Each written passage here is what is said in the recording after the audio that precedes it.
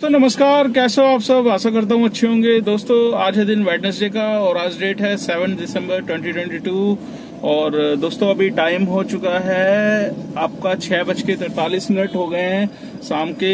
मतलब पौने 7 बज चुके हैं और अभी मैं आ चुका हूँ द्वारका सेक्टर 9। अभी जस्ट सिंगलास रेस्टोरेंट है सीएनजी बम के पास में सेक्टर 9 में, तो वहीं पे मैंने ड्रॉप किया था राइडर को। और ये लास्ट ड्रॉप मैं लेकर आया था सोना रोड से आपका गुड़गांव से। और गुड़गांव में मतलब ऊबर में मैंने लोकेशन लगाई थी, तो लोकेशन डालती पहले ट्रिप गुड़गांव की लोकल ही दिखा रहा था, तो वो उससे मैंने स्किप करा।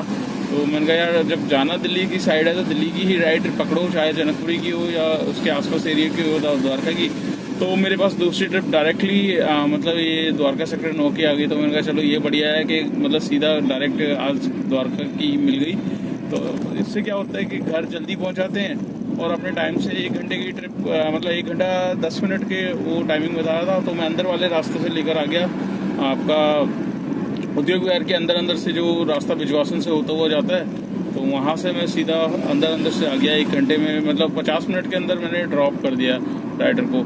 तो दोस्तों, आज मैं मॉर्निंग में निकला था करीब 9 बजे और अब मतलब मेरा शेड्यूल थोड़ा सा ठीक हो गया है। अब मैं सुबह से निकलना स्टार्ट कर दिया है और भी कोशिश करूंगा जल्दी निकलने की, क्योंकि जितना जल्दी आप निकलोगे, मॉर्निंग का जो पीक टाइम होता है, मैन अर्निंग करने का टाइमिंग यही होता है दोस्तों। अगर आप मतलब ये टाइमिंग में अगर आपने अपनी वो पकड़ ली अर्निंग की तो स्पीड, तो वो 12 बजे तक आराम से 1000 रुपये तक में कन्वर्ट हो जाती है।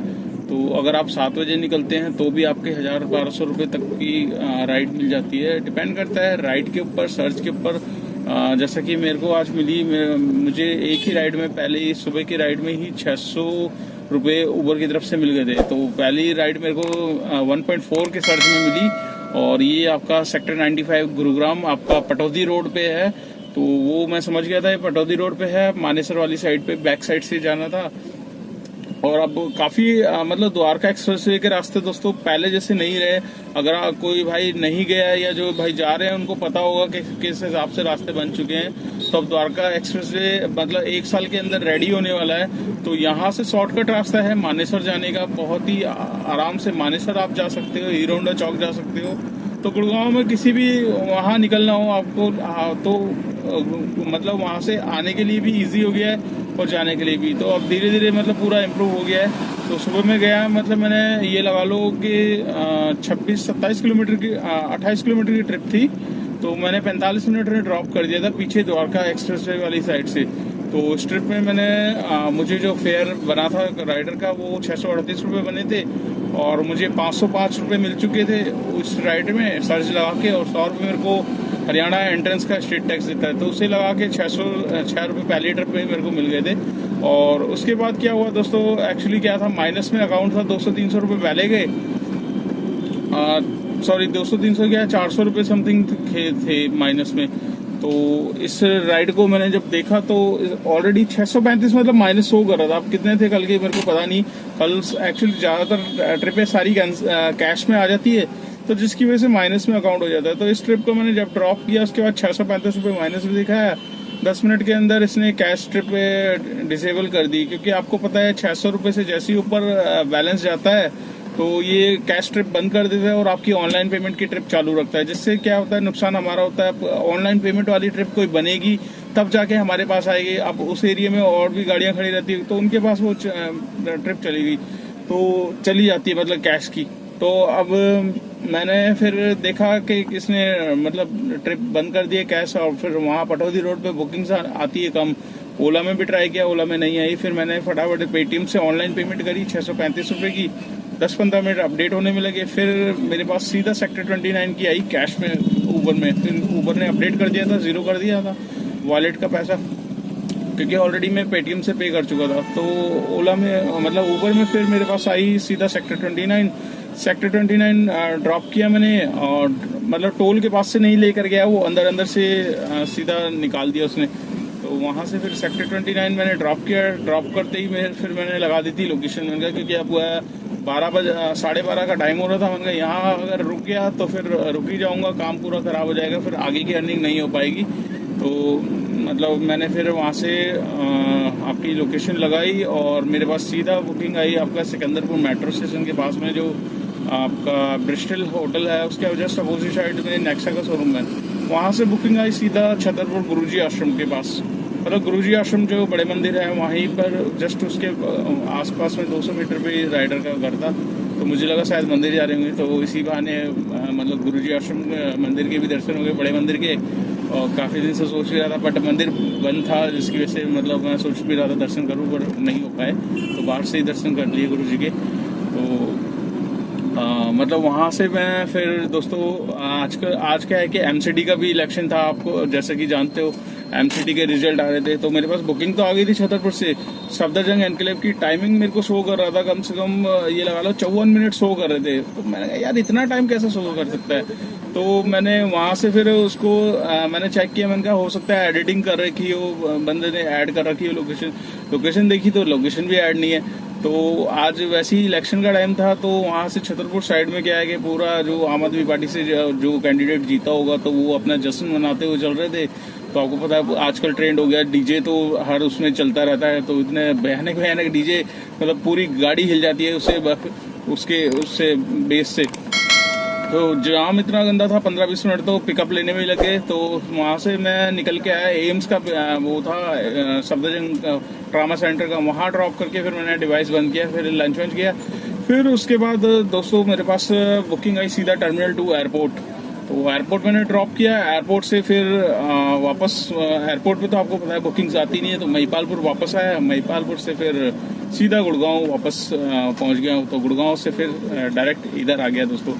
तो आज हम दोस्तों बात करेंगे मतलब मेरे एक दो भाइयों के कमेंट्स आ रखे हैं, तो जिसमें एक भाई का कमेंट्स था, यहाँ पर आप देख सकते हैं, कादर अली नाम का भाई है ये।